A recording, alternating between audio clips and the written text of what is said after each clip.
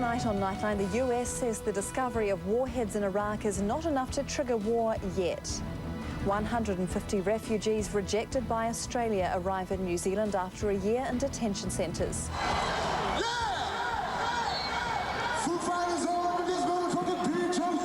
We're live at the big day out where only the big names are left standing. And never fear, sports fans, Dobbo's back with his take on the week in sport.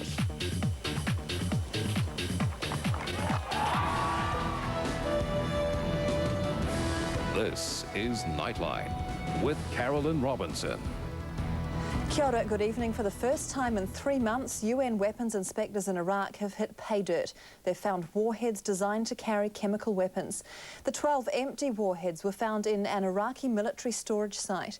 An Iraqi spokesman said the weapons were old, discarded artillery rockets, not chemical or biological warheads. Tonight, the White House says the discovery is not so much a smoking gun, but a smouldering gun.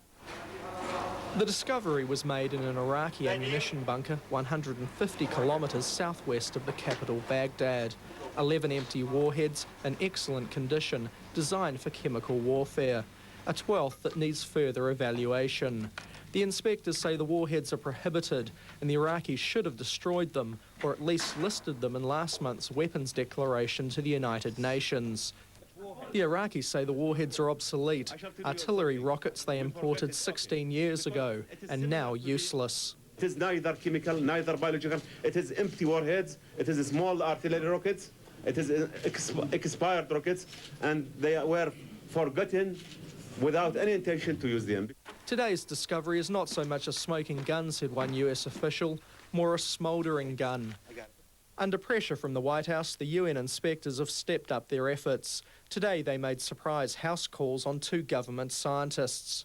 Every corner in the house and furniture and refrigerators, everything in the house, they check it. After a heated discussion, this scientist was taken away for questioning. At least 2 other Iraqi scientists have refused requests to be interviewed at UN headquarters in Baghdad, agreeing only to be interviewed on neutral territory. Chief Weapons Inspector Hans Blick says unless the scientists are interviewed away from Iraqi officials, he would consider the interviews suspect. If Iraq is absolutely sure that there is nothing that they have to hide, then they should be anxious that the interviewees could speak without intimidation. Prime Minister Helen Clark has previously said the inspectors haven't produced any evidence to justify an invasion. The discovery of the warheads today hasn't changed her mind. It's not clear, for example, whether it was declared, whether it was known by the weapons inspection team before, whether it's the sort of item which could have been used for conventional weapons. The Prime Minister says she has strong suspicions Iraq does have chemical or biological weapons, but to prove it, the weapons inspections must continue. Tony Field, 3 News. And we'll have more on today's developments in Iraq later in the programme. 150 refugees rejected by Australia after the Tampa refugee crisis a year and a half ago arrived in New Zealand early this morning. Many of them spent more than a year in detention centres on Nauru and Manus Islands off the coast of Papua New Guinea. The Immigration Service says they're part of the annual quota of 750 refugees allowed into the country every year. Friendships formed through bad times were reignited at Auckland Airport this morning,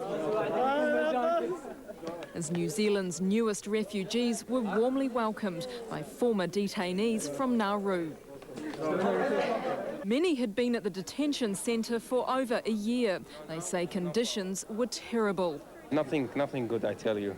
Too hot also, not water and not good food.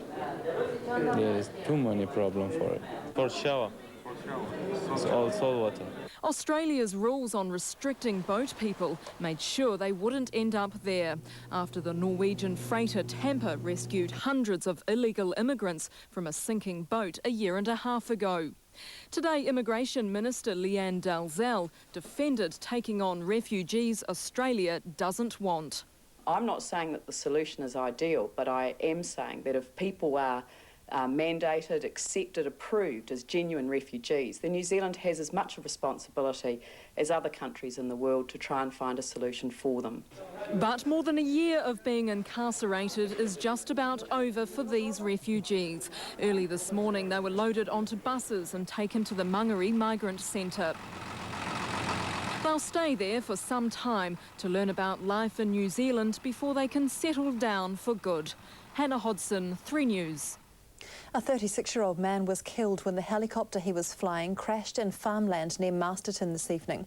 The chopper smashed north of the Hood aerodrome just before 5 o'clock. Bystanders attempted to revive the man after the aircraft burst into flames on impact. The helicopter was a Robinson 22. Police have not yet released the victim's name. Tear gas was fired into an Auckland house today during a standoff between police and a robbery suspect. Just before 7 o'clock this morning, members of the Armed Defenders Squad surrounded the Sandringham house, but the man refused to give himself up. After an hour and a half of fruitless negotiations, police tried a new tactic to force the man to surrender. Tear gas canisters were fired through windows of the house. The Armed Defenders Squad and the Special Tactics Group were called in, as police believed the man may have been armed. More tear gas was fired into the house, and 10 minutes later, the standoff came to an end. The 28-year-old was dragged out of the house, clearly suffering the effects of tear gas. He was taken to hospital after being treated by elite paramedics trained to work with the AOS. He chose not to respond to police commands to leave the address, and a standoff situation developed. Traffic was diverted and residents next to the house were evacuated. Those in surrounding houses